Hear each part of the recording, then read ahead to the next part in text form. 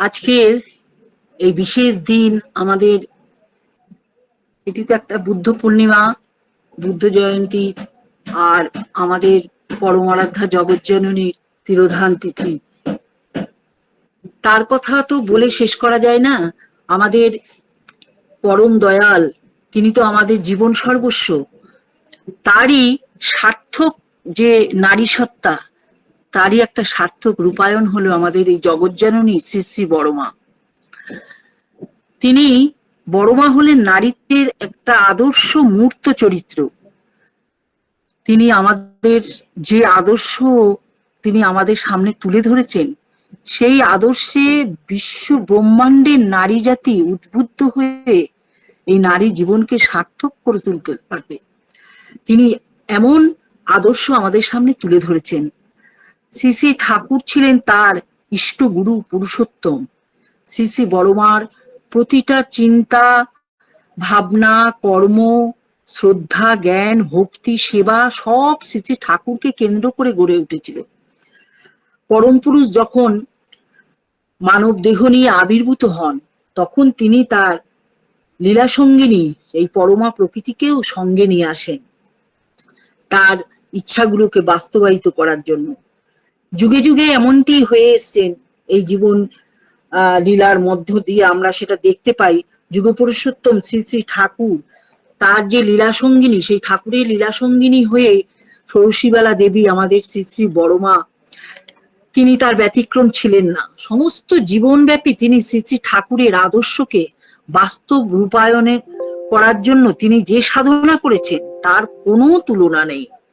তিনি আজ বিশ্বজননী শ্রী শ্রী বড়মা হয়েছেন। সে ঠাকুরের শ্রীমুখেরই কথা। যখন ঠাকুরের মা দেহ রাখলেন, ঠাকুরই বলেছিলেন, আজ সকলে মাতৃহারা হলাম, আজ তুমি সকলের মা, তুমি বিশ্বজননী। বড়মাকে তিনি এইভাবে সকলের সামনে তুলে ধরলেন বিশ্বজননী হিসাবে। সেই বড়মা তিনি কত ছোট্ট বয়স থেকে এই চক্রবর্তী পরিবারে এসেছিলেন, মাত্র 9 বছর বয়স। সেই 9 বছর বয়সে এসে তখন, এখনকার মেয়েরা তো তখন খেলাধুলার মধ্য দিয়ে জীবন কাটায়, তিনি তখন শ্বশুর বাড়িতে এলেন। আর মা দিদিমারা বলে দিয়েছিল, হয় না, জানি না, পারি না, এইগুলো যেন একদম না কথার ধার দিয়ে তিনি হাঁটতেন না। তাই তখন তাকে যখন যা কিছু জিজ্ঞেস করা হতো, এটা করতে পারবে, পারবা, হ্যাঁ, তিনি মাথা নেড়ে হ্যাঁ বলতেন, মুখেও বলতেন না।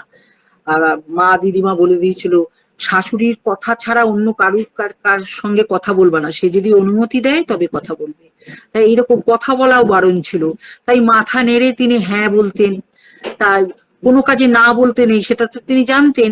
তাই ওইটুকু বাচ্চা মেয়ে কি করে পারবে। তাই এরকম করে কত জিনিস তিনি নিজের মুখে বলছেন, যে আমি কত জিনিস যে নষ্ট করে ফেলেছি। একবার সেই সুজি রাঁধতে দেওয়া হয়েছিল, সুজি রাঁধতে পারবা, হ্যাঁ, সেই সুজি রাঁধতে গিয়ে পোড়ায় ফেলেছিলেন। তারপরে অনেক ঘটনাই তো আমরা জানি, সেই বিস্তারিত আমি যাচ্ছি না, আপনারাও সকলেই জানেন। ঘি ভাত রাঁধতে গিয়ে ফ্যান গেলে ফেলেছিলেন, এইরকম। তারপরে তাল ক্ষীর বানাতে গিয়ে সেই তালের আটি দুধের মধ্যে বসিয়ে দিয়েছিলেন, সে শ্বশুর মশাই পরে ওগুলো সরিয়ে নিতে বলেছিলেন মায়ের কাছে, তিনিও বলে দিয়েছিলেন, আর শাশুড়ি মার কাছ থেকেও শিখে নিতে। তা তিনি এইভাবে মানে ঠেকে ঠেকে, মানে না পেরে কিন্তু তারপরে ওই যে কাজের মধ্যে লেগে থাকা, কাজটাকে এত বেশি ভালোবাসতেন। শিখে নি 14 বছরের মধ্যে তিনি এত, তার নিজের মুখের কথা, আমি একেবারে এক্সপার্ট হয়ে গেলাম, হ্যাঁ, বলেই তিনি হাসছেন। এই যে এক্সপার্ট, দক্ষ হয়ে ওঠা, 14 বছরের মধ্যে তিনি সম্পূর্ণভাবে একেবারে হয়ে উঠেছিলেন। তাই এইভাবে সকলের অত বড় পরিবার, শ্বশুর শাশুড়ি, দেওর, ননদ, আত্মীয় স্বজন, ছেলে পুলে, সকলের প্রতি যে সমান ভাবে দেখা, সেবা করা, সর্বোপরি ছিল ঠাকুরের সেবা করা। আর প্রথম দিকে তো ঠাকুর বেশি দিন এসে পাবনাতে এসে থাকতেও পারতেন না, তিনি কলকাতায় থাকতেন, পড়াশোনা করতেন।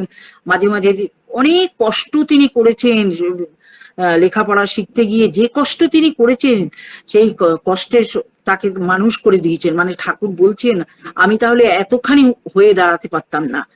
তাই এই যে যখন তিনি আসতেন ওই তো 5 টাকা 10 টাকার মধ্যে তাকে চালাতে হতো, সেটাও এককালে বন্ধ হয়ে গেল, কলের জল খেয়ে তাকে পেট ভরাতে হয়েছে, এইভাবে কুলিদের মধ্যে গিয়ে তাকে থাকতে হয়েছে। কত কষ্টই না করেছেন, হেঁটে হেঁটে মাইলের পর মাইল তিনি সেই ন্যাশনাল কলেজ গিয়ে পড়াশোনা করেছেন, ডাক্তারি পড়ছেন তখন। এই যে আর কুলিদের মধ্যে থাকা, তাদের প্রতিদিনের যে কষ্ট, ব্যথা বেদনাগুলো তিনি নিজের কাজ দিয়ে খুব কাছ থেকে তিনি সেগুলো পরখ করেছেন, দেখেছেন, তাদের পাশে দাঁড়িয়েছেন।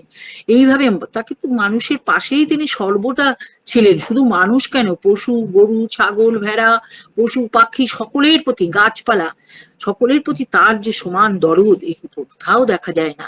তাই তিনি যখন মাঝে মাঝে হিমায়তপুরে চলে আসতেন, বেশি দিন থাকতে পারতেন না, তখন বড় মার বয়স কত না, 11। ওখানে কথা উঠতো যে যুবতী বউ তার টানে চলে আসছে। কি হাসি পায়, 11 বছরের মেয়ে, তাই বেশি দিন থাকতেও পারতেন না, তিনি আবার চলে যেতেন। ওইটুকু সময় তিনি যেটুকু পারতেন সেবা করতেন। তারপরে তো এক সময় পড়া শেষ করে তিনি চলেই আসলেন হিমায়তপুর আশ্রমে। এসে তিনি কীর্তনের দল গঠন করলেন। প্রথমে ডাক্তারি করতেন, ডাক্তারি করে তার তো ওষুধ তো একেবারে অব্যর্থ ওষুধ, সেই খেয়ে তার তো পসার বাড়তে লাগলো, অনেক ডাক্তাররা হিংসা করতে লাগলো, এসব ঘটনা আছেই। তারপরে তিনি কে মামলা মোকদ্দমা চালাতে পারছে না বড় মার কাছে, তার মাকড়ি, কানের মাকড়ি দুটো চেয়ে নিলেন। এইভাবে তখন তাকে আবার কত কথা শুনতে হয়েছে শাশুড়ি কর্তামার কাছে যে বাপের বাড়ি দিয়ে আসছে, না হারিয়ে ফেলেছে, যাই হোক। তারপরে তিনি চুপ করে থাকতেন। বড় মাকে জিজ্ঞেস করা হয়েছিল যে আপনি এরকম আপনার রাগ হতো না, আপনার কষ্ট হতো না? বলে, আমি তো কাজটা করেই নাই, আমার কষ্ট হবে কেন, হ্যাঁ, ওরা করছে কোক, এইরকম বলতেন। যাই হোক, কিছুদিন বাদে সেই জেলে গিন্নি এসে মাকড়ি দুটো যখন মাতা মনমোহিনীর হাতে দিলেন, তখন মাতা মনমোহিনী বুঝতে পারলেন। সে বলল যে এই দুটো না দিলে আজকে আমি আমার ছেলেটাকেও উদ্ধার করতে পারতাম না, সেই রোগেই মারা পড়তো। যাই হোক, দাদা ঠাকুর বড় দেবতা, হ্যাঁ, দাদা ঠাকুর আমাদের প্রাণের দেবতা, এই বলে অনেক প্রশংসা করলেন ঠাকুরের। মাও বুঝলেন। এরকম কত কথা। তারপরে রান্না করে রাখতেন বড় মা। সে একজন বিধবা ছিলেন, খুব কটুভাষিনী।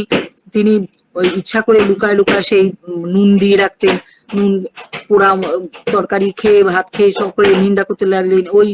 এইভাবে বড় মা চুপচাপ, এত সর্বংসহা ছিলেন, নীরবে সবকিছু সহ্য করেছেন। যাই হোক, তারপরে ঠাকুরের কীর্তনের যুগ যখন আসলো, সেই কীর্তনানন্দে মাতোয়ারা হয়ে সেই কত মানুষ যে তখন আসতে লাগলো সেই হিমায়তপুরের বাড়িতে, পাবনা আশ্রমে। সেখানে এই যে এতগুলো মানুষ এসছে, তাদের খাওয়া দাওয়ার ব্যবস্থা করা, তখন মাতা মনমোহিনী দেবী বড় মা মিলে 3টে উনুন ধরিয়ে সেই ডাল ভাত তরকারি নামানো, তাদের এই 100-150 মানুষকে পাত পেরে বসে খাওয়ানো, এই সমস্ত এই বড় মা করেছেন। হ্যাঁ, তারপরে যখন আস্তে আস্তে বাড়ি ঘর ইট কাটা এই যে তৈরি হতে লাগলো, ইট কাটার জন্য মাটি কাটতে লাগলো, গ্রামের আবাল বৃদ্ধ বনিতা সমস্ত সবাই ঝাঁপিয়ে পড়লেন সেই কাজে। বড় মাও ছিলেন। আর মাতা মনমোহিনী দেবী একটা গামলায় করে সেই বড় করে চিড়ে মাখাই হোক, ভাতের দলাই হোক, সমস্ত মেখে টেকে সবার হাতে হাতে দিবারাত্রি কাজ চলতো। ঠাকুর মধ্যমণি, ঠাকুর উৎসাহ দিতেন, তার প্রেরণায় সবাই ক্ষুধা তৃষ্ণা ভুলে গিয়ে কাজে লেগে থাকতো রাত দিন। আর এই সময় বড় মাও থাকতেন। এই সময় মাতা মনমোহিনী দেবীর সেই গামলায় সেই একদলা করে সবাই সেই প্রসাদ খেয়ে মানে ভর পেট তাদের ভরে যেত। সব পরম তৃপ্তিতে তারা আবার নতুন উদ্যমে কাজে লেগে যেত। এইভাবে যে ঘর বাড়িগুলো তৈরি হয়েছিল, তারপরে বিশ্ববিজ্ঞান কেন্দ্র, পাবলিশিং হাউস, স্কুল কলেজ সবই তো ঠাকুর তৈরি করিয়েছিলেন।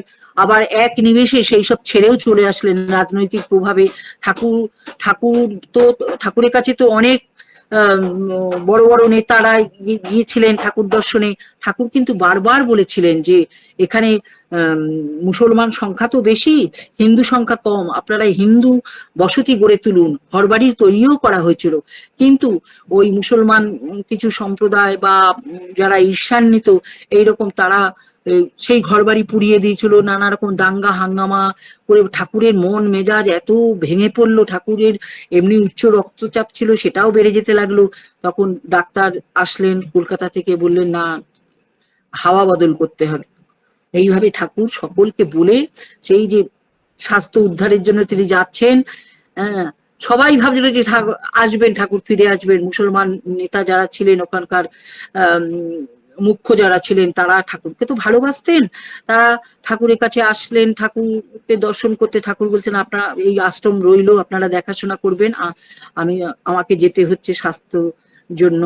যাই হোক, ঠাকুর সেই যে সেদিন তো অঝরে বৃষ্টি, আপনারা জানেন, প্রকৃতিও যেন কাঁপছে।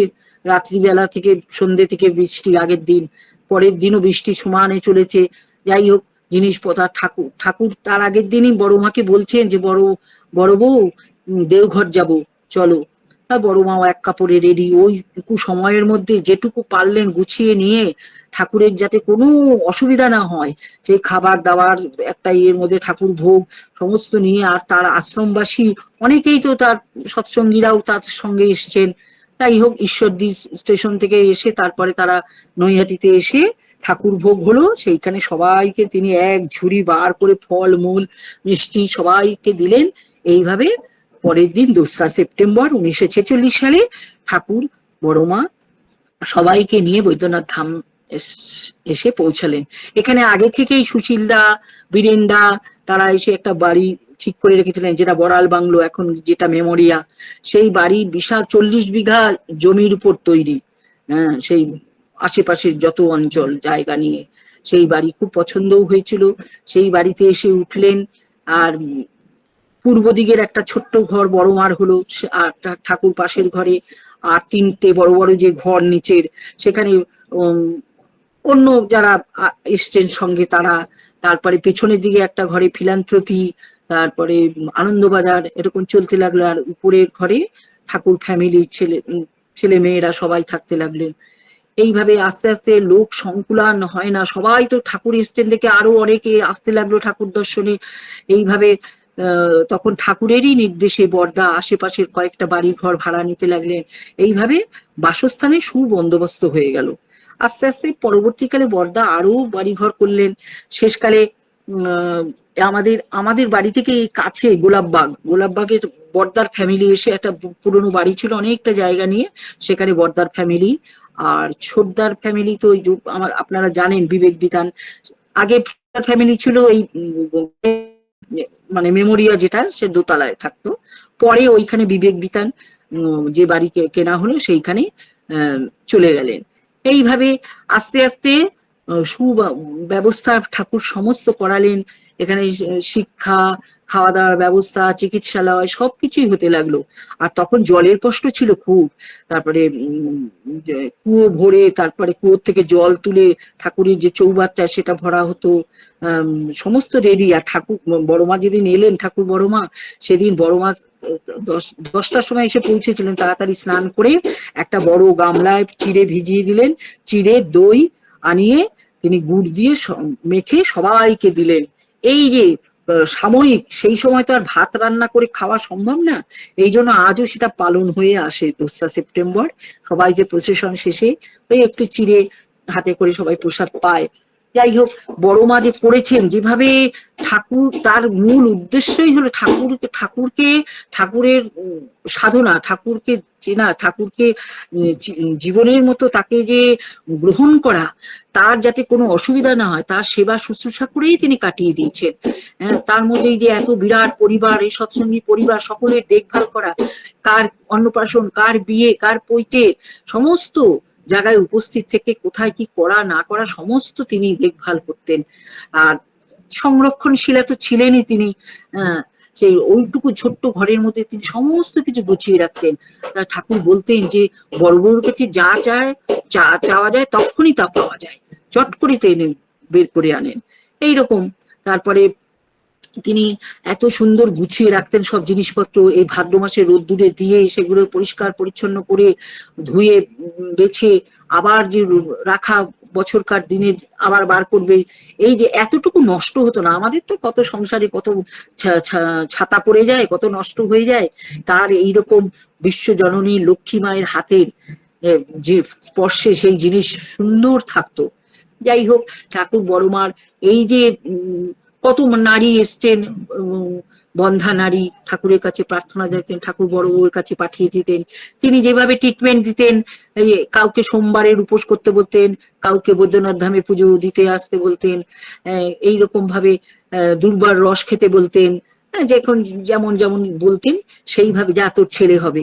এইভাবে পরে 1.5 বছরের মাথায় সে ছেলে নিয়ে আসতো, ঠাকুর বড়মাকে তার যথাসাধ্য প্রণামী দিয়ে সে খুশি মনে ছেলে দেখিয়ে চলে যেত। কত মানুষ, কত মা মা মা হতে পেরেছে এইরকম নারীরা এসে তাদের আশীর্বাদী। তাই এইভাবে তারপরে ছেলেপিলেরা এই যে আসতো, আশ্রমের ছেলেপিলেরা, তারা তো তখন তো সব সংসারেই অভাব, পেট ভরে সেই আনন্দবাজারে 3 দিনে একদিন বা একদিন এলপসির মতো ডাল ভাত সেই খেয়েই তাদের জীবন কাটানো। যাই হোক, এই দুপুরবেলা সারা আশ্রম ভরে তারা সেই পেয়ারা, আম, জাম, কাঁঠাল এইসব তারা খেয়ে উদরপূর্তি করতো। আর বড়মারও সেই দিকে তীক্ষ্ণ নজর, এই গাছ থেকে পড়ে হাত পা ভাঙে, তিনি যখন টের পেতেন ডেকে নিয়ে তার খাটের তলায় তাদের শুয়ে রাখতেন চুপ করে সারা দুপুর। তারপরে বিকেল হলে তাদের হাতে কিছু ফল দিয়ে তাদের দিয়ে দিতেন। এইভাবে তারপরে আবার তাদের ডেকে বলতেন, তোরা যে এই সময়টা হইচই করিস, ঠাকুর তো একটু বিশ্রামে থাকে, ঠাকুরের কষ্ট হয় না, তোরা তো ঠাকুরকে ভালোবাসিস। তখন তারা ছেলেপুলেরা বুঝতো, তাই তো তারপর থেকে ছেলেরা আর হইচই করতো না। এইরকম তা একবার সেই দোলের সময় এক সুন্দরী মা নাকি মা, আমার এখন নামটা ভুলে যাচ্ছি, তিনি চান টান করে বেশ ধূপ দুরস্ত কাপড় পরে এবার আনন্দবাজারে খেতে যাবেন। আর ছেলের দল, উঠতি বয়সের ছেলের দলরা ছিল বলে আচ্ছা করে তাকে আবির দিয়েছে, রং দিয়েছে। সে তো এসে ঠাকুরের কাছে খুব রেগে গেছে, সে স্বাভাবিক, আমাদেরও রাগ হতো, চান টান হয়ে গেছে এরকম সময় ঠাকুরকে গিয়ে নালিশ করেছে। ঠাকুর তো রেগে মানে চটি পরে মানে রওনা দেবেন, খাটের থেকে নেমে গেছে। তখন বড়মা এসে আশ্বস্ত করলেন, বললেন আমি দেখছি, তুমি বসো।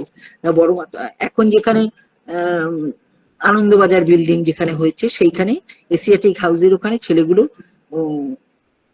আছে, ওখানে তারা ভয় পেয়েছে, সে তো নালিশ করতে চলে গেছে, দেখেছে। বড়মা এখানে আসলেন, এসে তাদের বললেন, এই তোরা এরকম করেছিস কেন, সব লাইন দিয়ে দাঁড়া। লাইন দিয়ে দাঁড়িয়েছে, তাদের পিঠে আলতো করে আলতো করে আস্তে আস্তে করে এরকম করে পিঠে চাপড় দিয়ে গেলেন। তারপর ঠাকুরের কাছে গেছে। ঠাকুর, তারা তো অন্যায় স্বীকার করেছে, আর করবে না। যাই হোক, ঠাকুরের কাছে বড়মা দিয়ে গেছেন। ঠাকুর বলছেন, দিচ্ছ তাদের আচ্ছা করে শাস্তি দিচ্ছ? তখন বড়মা তখন এরকম, আর হাত তো এরকম কোমল হাত, হ্যাঁ এরকম, দেখো দেখো দেখো আমি আচ্ছা করে দিয়েছি, এই যে আমার হাত লাল হয়ে গেছে। ঠাকুর খুব খুশি হলেন, বড়মার এই যে শাসন, এইরকম মিষ্টি শাসন ছিল তার ঠাকুরের। যাই হোক, সেই বড়মা কত যে এই যে আনন্দবাজারে তখন যাতে কমতি না পড়ে উৎসবের সময়, বড়দা কি করতেন, বড়মাকে গাড়ি করে নিয়ে এসে, তখন তো মনমোহিনী ধাম ওয়েস্টার্ন হাউসে, ওইখানে মনমোহিনী ধাম পরে নাম রাখা হয়, ওখানে আনন্দবাজার ছিল। ওইখানে এসে আনন্দবাজারে ভান্ডারে বড়মাকে নামিয়ে সে সমস্ত ভান্ডারে তার কোমল স্পর্শ, হাতে করর স্পর্শ দিয়ে ছুঁয়ে যেতেন। কোনো দিন আনন্দবাজারে কমতি হয়নি, যে কোনো উৎসব বলেন, সারা এমনি দৈনন্দিন জীবনেও। এই এই যে বড়মার তিনি কোথায়, তারপরে তিনি তো শেষকালে খুবই অসুস্থ হয়ে পড়েছিলেন বাতের ব্যথায়, তারপরে একবার পড়েও গেছিলেন বাথরুমে। তারপরে তিনি বলতেন যে ঠাকুরের আগে তিনি যেন যেতে চান না। ঠাকুরকে বলেছে, আমি যে তোমার আগে যাই তা আমার ইচ্ছা না, আমি আগে চলে গেলে তোমার খুব অশেষ কষ্ট হবে।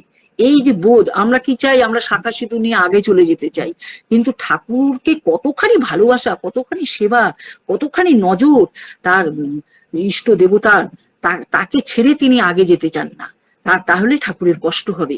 এই যে বোধ, অনুভূতি, এটা বড়মা বলেই সম্ভব। তাই এরকম বড়মার ঘটনা আমি এর আগেও হয়তো বলেছি, অনেক জায়গায় বলি। আমার শাশুড়ি মা একবার খুব অসুস্থ হয়েছিলেন, তিনি বড়মার আসনের কাছে, বাড়িতেই আসনের কাছে বসে খুব কাঁদছেন কাঁদছেন। তারপরে এক সময় ঘুমিয়েও পড়েছেন। ঘুমের মধ্যে স্বপ্ন দেখছেন যে বড়মা এসছেন এসে বলছেন, এই আমি আইছি, আমাকে বসতে দে। তখন মা তখন হতচকিত হয়ে গেছে যে বিশ্বজননী জগৎজননী এসছেন ঘরে, তার বসার উপযুক্ত আসন কোথায়, কোথায় বসতে দেবেন? বলছে, মা আমি কোথায় বসতে দিই? বলে, কেন, তোর আঁচলখানা পেতে দে। তো মা এই আঁচলে বসলেন, বড় মা। তারপরে মায়ের ঘুম ভেঙে গেল, সকালবেলা থেকে মা সুস্থ। এই যে আমাদের আকুল প্রার্থনা, আকুল ডাক, নাম ধ্যান, এগুলো যদি আমরা করি ঠিক মতো, তারা বাস্তবেও আসেন, স্বপ্নের মধ্য দিয়ে এসেও আমাদের উদ্ধার করেন এইভাবে।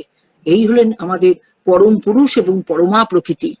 আমাদের যে কিভাবে নারী জাতিকে শিক্ষা দিয়ে গেছেন আমার পরম শ্রী শ্রী বড়মা, তিনি এইভাবে নারী জাতির যাতে কোনো, তার শরীরের কথা বলছি, তিনি যে ব্লাউজ পরতেন না, কিন্তু তার শরীর এমন ভাবে ঢাকা থাকতো, মানে এতটুকু আবরু, মানে রক্ষা করে চলতেন, এতটুকু আবরু নষ্ট হতো না। এই যে চলন বলন, হ্যাঁ, চলনা বলনাগুলো আমাদের যদি ঠিক হয়, সেইভাবে কোনো আভিজাত্য, তার যে গাম্ভীর্য, আভিজাত্য, এইগুলো যে একবার ফেটে পড়তো, তার চলন এত সুন্দর ছিল। তিনি যে হেঁটে যেতেন, ঠাকুর বলছেন যে যেন পাহাড়ি পাহাড়ি বউ যেন হেঁটে যাচ্ছেন, এইরকম। বড়মা সব দিকে তো খেয়াল রাখতেন, শুধু যে ঠাকুরেরই খেয়াল তা নয়। এই ঠাকুর আবার শেষের দিকে বড়মাকে বলতেন যে, শোবো, শুই? তখন বড়মা বলতেন, হ্যাঁ শো। এই বড়মা যতক্ষণ না বলতেন, ঠাকুর শুতেন না, এইরকম। হ্যাঁ, তারপরে বেড়াতে বেরোতেন, ঠাকুর বেড়াতে যাবো, বড়মাও বলতেন। এইটা বড়দা তো করতেনই এগুলো। সেই মানিকপুরে নিয়ে যেতেন, ডিগ্রিয়া পাহাড়ের কাছে ঘুরে আসা। যাই হোক, এইভাবে তাদের তৃপ্তির জন্য, তাদের সুখের জন্য বড়দা মানে অশেষ ভাবে তিনি দেখেছেন, সেই মানে তুলনা হয় না। এইভাবে পিতৃসেবা, মাতৃসেবা কিভাবে করতে হয়। আর বড়মা তো ঠাকুর ভোগ রান্না করতেন। শেষের দিকে যখন তিনি অপারগ হয়ে পড়লেন, তখন ষোড়শী ভবন বড়দার বাড়ির থেকে বা ছোটদার বাড়ির থেকে আসতো। আর বড়দা গুলো তখন ঠাকুর এবং বড়মাকে নিজে হাতে তিনি খাইয়ে দিতেন। এইভাবে তা ঠাকুর তো খুব স্থান পরিত্যাগ করতেন, এক জায়গায় থাকতেন না। এই পার্লারে কিছুদিন থাকলেন, আবার ওই গোল কাশুতে থাকতেন, আবার ওই বড়মার একটা ঘর করা হয়েছিল ওই পূর্ব দিকের আগে, সেই সুধৃতি ভবনের ওইখানে, সেইখানে বড়মার হাওয়া খেলে, মানে রোদ আসে, বেশ সুন্দর। সেই ঘরে বড়মাকে রাখা হয়েছিল। আবার ঠাকুরও গিয়ে সেই বারান্দায় বসতেন। এইভাবে আবার ঠাকুর কিছুক্ষণ বাদে এরকম চলে আসতেন, বড়মার সঙ্গে থাকতেন কিছুক্ষণ, তারপরে আবার পার্লারে চলে আসতেন। এই যে স্থান পরিত্যাগ করা, কখনো এখানে কখনো সেখানে, এইভাবে থাকতেন। শেষকালে এই যে এখন যে বড়মার ঘর, এই পূর্ব দিকের ঘর হলো ঠাকুর, দুটো চৌকি, ঠাকুর একদিকে, বড়মা একদিকে, ওইভাবে বলতেন যে আমি আমি শুই, এরকম। তাই ঠাকুর বড়মার তো এরকম অনেক ঘটনাই আমরা জানি। তাই এই ঠাকুর চলে গেলেন, সে তো একটা, সেই একটা দুর্দিন আমরা আমরা আমি তখন ক্লাস 6-এ পড়ি, সেই সময় ঠাকুরের মহাপ্রয়াণ হলো। বড়মা আস্তে আস্তে 69, আর বড়মা গেলেন 71-এ। আর আজকে বড়মার সেই 54তম এই মহাপ্রয়াণ তিথি। তাই এই তিথিতে তিনি যখন চলে গেলেন, সত্যি আমি বড়মাকে দেখেছি, ঠাকুরকে নরদেহে তো দর্শন করতে পারিনি। আমার বড়দির যখন বিয়ে হয়, সে সঙ্গে এসেছি, তখন আমি ক্লাস 7-এ পড়ি। সেই সময় বড়মার ঘরে যখন পরের দিন, আমাদের তো আস্তে আস্তে সন্ধে হয়ে গেছিল ওই সময়, পরের দিন সকালে যখন প্রণাম করতে বড়মার ঘরে নিয়ে যাওয়া হলো, তখন কীর্তি দিদি ছিলেন, তিনি সেবা করতেন। আর বড়মার যেন শ্বেত পাথরের মূর্তি, সাদা ধবধবে, কি রং! কথাগুলো আমরা কেউ বুঝতে পারতাম না, যারা সেবিকা ছিলেন তারাই বুঝতেন। হ্যাঁ, একটু কথা জড়ানো ছিল। তারপরে তিনি তখন বলে দিল যে অমুকের বউ এসছে। হ্যাঁ, বড়মা সেই যে দর্শন করেছিলাম, ওইটাই আমার ভাগ্যে আছে। হ্যাঁ, তবে এখন ভাবি যে আরো যদি কিছুদিন তাকে দেখতে পেতাম। আর ঠাকুরকে তো আর নরদেহে দেখতে পাইনি। ঠাকুরের স্বপ্ন আমি একটা দেখেছি, মানে চট করে ঠাকুরের স্বপ্নও দেখা যায় না, আমি একটু স্বপ্ন টপ্ন খুব কম দেখি। যাই হোক, ঠাকুরকে একটা ঘরের শোয়া অবস্থায় একটা দারুণ স্বপ্ন দেখেছি। ওই স্বপ্নটাই আমার ভিতরে যেন এখনো অন্তর জুড়ে আছে, চোখ বুঝলেই যেন সেই ঠাকুরকে দেখি। যাই হোক, আমার সময়ও বোধহয় হয়ে আসছে। মা, যে তাই আজকের দিনে আমরা শুধু যে এই যে বড় মার কথাই শুধু শুনবো বলবো তা তো নয়, আচরণের ভিতর দিয়ে যদি ফুটিয়ে না তুলি তাহলে কিন্তু আমাদের এই বড় মার সেবা করা, বড় মার পূজা করা কিন্তু আমাদের ব্যর্থ। ঠাকুর বড় মা যা চেয়েছেন সেইভাবে যদি আমরা নারী জাতি চলি, সেইভাবে শাঁখা সিঁদুর পরা, আলতা পরা, লাল পেড়ে কাপড়, যেগুলো আমাদের একটা আলাদা একটা মর্যাদা দেয়। লাল পেড়ে কাপড় যে সবসময় পরতে হবে আমাদের তা না। আজকাল তো আমি দেখি যে ঠাকুর বাড়ি ভোরে সব সালোয়ার কামিজ পরে আসে। কি যে এদের শিক্ষা, কি যে একটা ঠাকুর বাড়িতে প্রার্থনায় আসছে, সঙ্গে হয়তো তার মা একজন শাড়ি পরা, আর বৌমা না মেয়ে নাকি তাদের একটু যাজন করতে পারে না যে সালোয়ার কামিজ পরে চলে আসলাম প্রার্থনাতে। শাড়ি পোশাকটা আমি খারাপ বলছি না, তুমি বাইরে পড়ো, হ্যাঁ বাইরে পড়ো, কত জায়গায় বেড়াতে যাচ্ছ, ট্রেনে বাসে যাচ্ছ, ঠিক আছে, ঠাকুর বাড়ি বলে আশ্রম বলে কথা, সেখানে একটু শাড়ি পরা যায় না? এত অজুহাত। আমি আবার একটুখানি এই ধরনের সহ্য করতে পারি না। হ্যাঁ, একজনকে দেখেই বললাম যে আপনি ঠাকুর বাড়িতে এসছেন, প্রার্থনা এসছেন, আপনি এই পোশাকটা না পরলেই হতো না? একটা শাড়ি পরা যায় না? বলছে না মানে ট্রেন ধরবো। আমার যে হ্যাঁ, অজুহাত অনেক আছে, যাকে মানলে মানবে, যেগুলো ঠাকুর বড় মা যেগুলো পছন্দ করেন, ঠাকুর পরিবার যারা পছন্দ করছেন, সেইগুলো আমাদের মেনে চলতে হবে, এইগুলো দেখতে হবে। আপনারাও যারা এখানে আছেন উপস্থিত, তারাও কিন্তু এই ঠাকুর বাড়িতে আসলে পরে শাড়ি পরাটা অভ্যস্ত করার ব্যাপারটা বলবেন। পড়তে পারি না, জানি না, শাড়ি পরা হয় না, এইসব এসব কোনো কথা নয়। বাচ্চা বাচ্চা মেয়েরা কি সুন্দর আশ্রমে শাড়ি পরে। যাই হোক, এটা একটা কথা এসে গেল। তাই এই আমার আদর্শ নারী সম্বন্ধে যে ধারণা, একটা মাকে দেখে যে পুরুষ মানুষ যে শ্রদ্ধায় অবনত হবে, আমাদের পোশাকের ভিতর দিয়ে সেইটা তো, তাদের শ্রদ্ধাটা যদি না আনতে পারি, হ্যাঁ সেইভাবে যদি না আমার চলনটা ঠিক না হয়, তাহলে আমার সবকিছুই ব্যর্থ। তাই যাই হোক, আজকের দিনে ঠাকুর বড় মার কথা আমরা মাথায় রেখে, ঠাকুর পরিবারের কথা মাথায় রেখে, আচার্যদেবের কথা আমরা, শ্রী শ্রী বড়দার কথা, আচার্যদেবের কথা মাথায় রেখে, তাদের ইচ্ছা পূরণ, ঠাকুরের ইচ্ছা পূরণ, বড় মার ইচ্ছা পূরণের দিকে আমরা ব্রতী হই, লক্ষ্য রাখি সেই দিকে, তাহলেই তাদের জীবনটা আমাদের ভরে উঠবে, আমরা তাকেও তৃপ্তি দিতে পারবো, নিজেও তৃপ্ত হব। জয় গুরু। সকলের মঙ্গল কামনা করি, সকলে ভালো থাকবেন।